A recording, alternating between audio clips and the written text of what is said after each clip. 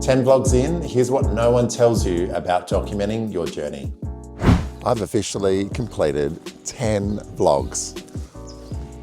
10 vlogs in, thought it'd be good to check in and talk about what I've learned so far vlogging. Now, look, after 10 vlogs, I'm hardly an expert, but I'm definitely learning a lot about what it takes to vlog well, or be a good vlogger, and to be able to document what's happening around me. And it all started for me. So at the start of this year, I set the goal of putting together 20 vlogs. And the reason why I did that is, I guess for me, it comes back to my goals. I've always wanted to be a content creator. For as long as I can remember, like I've always had an interest in creating content for social media, for my business, and I have always, I've always admired, these big creators that are able to document behind the scenes and create stories about what's going on in their life and just following that journey. And I've always had an interest in video, like early in my career as well, just trying to figure that medium out. And this is kind of like the next step for me, I think. And I guess the purpose for me around vlogging is to continue to try and build my audience up online, because whilst I'm running my real estate business and I absolutely love what I'm doing there, I'm wanting to build an audience alongside that with my personal brand, where I'm able to engage and inspire other business owners that are looking to be a part of the same journey I'm on, which is to try and, after turning a business around, or maybe they've faced with this business that's broken or a challenge in their business that they're trying to overcome, but it's like how you get through that, and then after getting through that, how do you then grow and scale your business so that it's not so reliant on you as the operator or the key person? And I thought vlogging would be like a really cool way of doing that, because then I can kind of document my journey, because there's really there's two types of creators, right? Like there's the creators that have all the answers and are like massive gurus, where they've achieved so much and they're able to just drop knowledge bombs on what's worked for them over their lives. And then there's the other type, which is, I think, where I fit in, which is like a curator creator, where they're literally just documenting the lessons that they're learning as they're happening. Like they're making mistakes, they're getting massive wins, the highs, the lows, everything in between, and they're just taking their audience along for that journey. So if I look at my vlogs, I've done 10 of them so far, and most of them have only had 60 to 100 views. I'm not going viral or anything crazy like that. Although my Philippines vlog did really well, and I'm going to talk about some of the reasons why I think that did do so well and what I've learned from that. But a lot of it for me is just learning how to do this better and better. I'm really committed. I'm going to hit my 20 this year. And then beyond that, I'm going to keep going, because it's a medium that I really enjoy and I'm having a lot of fun. So yeah, let's see where this vlogging experience can take us. So here's the thing, right? Realizing that I'm a curator creator, which is really hard to say. You have to really slow down to say that. Curator creator really helped to crystallize and give me complete clarity on what I'm actually trying to do with the content that I'm creating. I'm not professing to be an expert in all things business and leadership, but I do feel that I'm almost like an expert collector of information and things that I'm learning. And I love sharing it, because ultimately by sharing it, I'm actually learning more as I do that. And, I think it's more one of the things that I'm really clear on too is there's just so much content out there that I just want to make sure that I'm offering my perspective on what I'm going through and what I'm learning. I feel like that would be a lot more interesting. And it seems to be the case that when I look at the metrics behind my vlogs that, and just my content generally, to be honest, that it's the content where I'm offering more of a perspective and a unique insight into a set of circumstances or just something that has happened. It just seems to do a lot better. So I'm going to keep working on doing more of that, and hopefully you guys keep liking it. One of the things that I really want to get better at as part of being a curating creator is that I want to get better at sharing behind the scenes of what's really going on.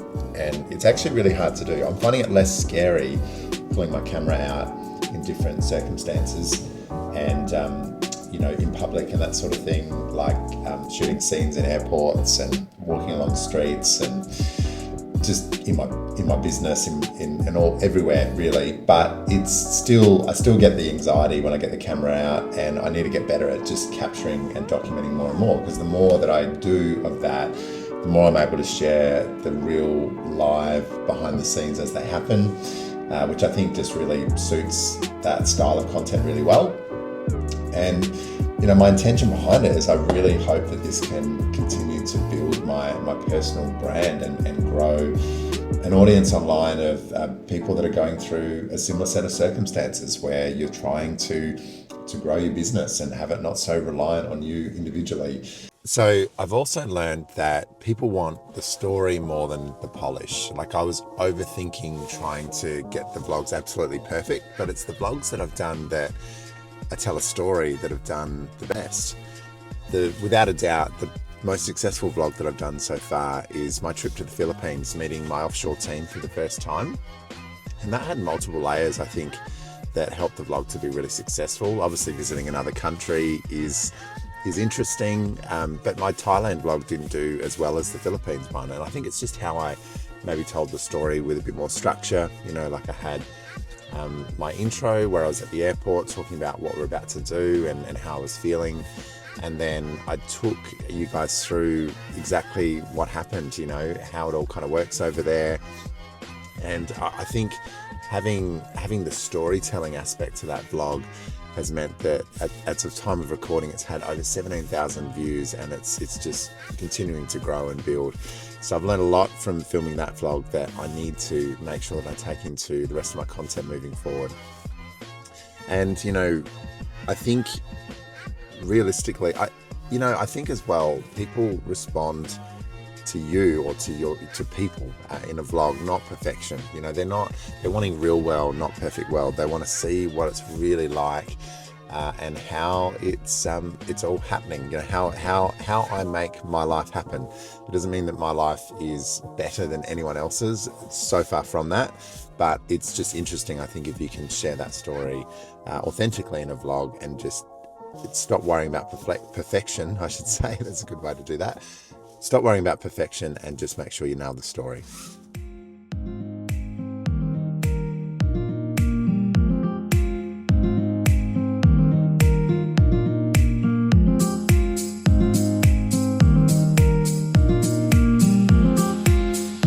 The other thing that I've learned about vlogging is that you need to get over the fact that filming in public doesn't feel any less awkward the more times you do it. It's definitely not something I'm used to, but it's important if you want to share the behind the scenes content that you have to get comfortable getting the camera out. But the thing is that people don't really notice, they don't really care what you're doing. Everyone's focusing on their own lives and what they're up to, so you just got to get over it.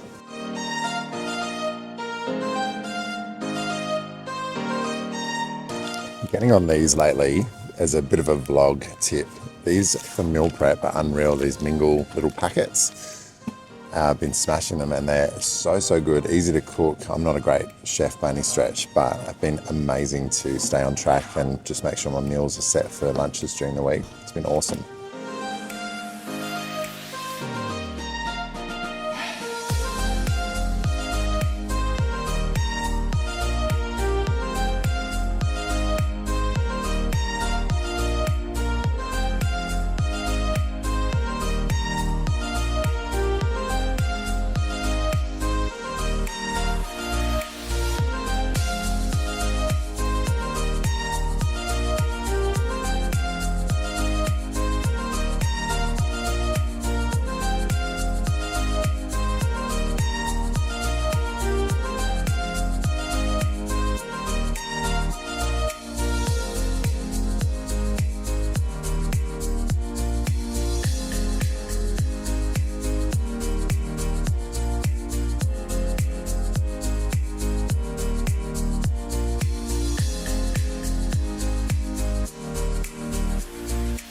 So after 10 vlogs, there's definitely been a lot of lessons that I've been able to learn. And when I look at the performance of my vlogs overall, like my best vlog as of time of recording has had over 17,000 views, which is well beyond anything I expected in my first 10. So I'm pretty pumped about that.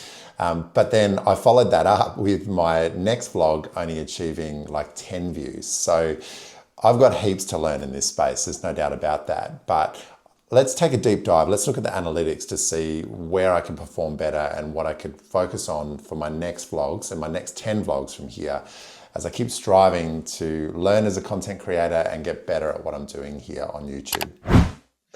Welcome to my channel. So if you told me that after 10 vlogs on YouTube this year that I'd be heading towards 300 subscribers when I first started, I would not have believed you. Like, this is wild for me, super humbling and stoked to have the support that I've had so far. So thank you for all of you that have hit subscribe. And if you haven't already, I'd love for you to do that to follow along. So things are going pretty well, I think, for a new channel. And I've got a lot to learn, but I'm really pumped about where I'm at. What I've been doing is I've set this goal of doing 20 vlogs for the year. And then to support that, I'm putting out regular YouTube short content as well with mixed results. You know, I've got some here that are 687 views, 309, that's okay. And then all of a sudden, you know, 1,200 views, 1,500 views. Often the ones that get more views, I've noticed with YouTube shorts, tend to be where I'm following trends and, you know, maybe found a trending audio or something to have a bit of fun with. And I think that's okay to kind of spike interest in your channel and bring a fresh audience in.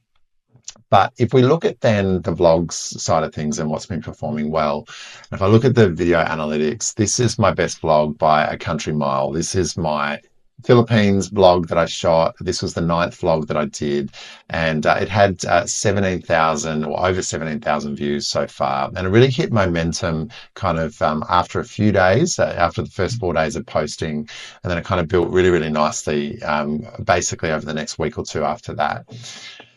Really interesting stuff. I gained a lot of my subscriber base from this vlog, so it was super successful. So it makes sense to kind of analyze it and look at what worked. And you can see that reasonably good, I guess, audience retention could definitely be better later in the vlog. But for the first kind of 4 minutes or so, I've definitely got the audience kind of hooked. And it's funny when you talk about hooks as well, because this video actually doesn't have a very strong hook. It kind of starts with some background music and kind of setting the scene of what's kind of going on with the vlog itself.